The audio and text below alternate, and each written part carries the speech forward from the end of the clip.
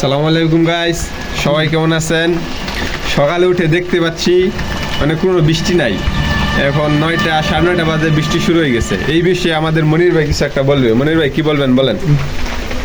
সকালে ভাবলাম যে খুব উৎসুক মুখে আজকে মার্কেটে যাবো, চিন্তা ভাবনা করে বাড়ির থেকে বেরোইছি ডিলার পয়েন্টে যাওয়ার উদ্দেশ্যে। হঠাৎ দেখলাম আমার চোখে জল।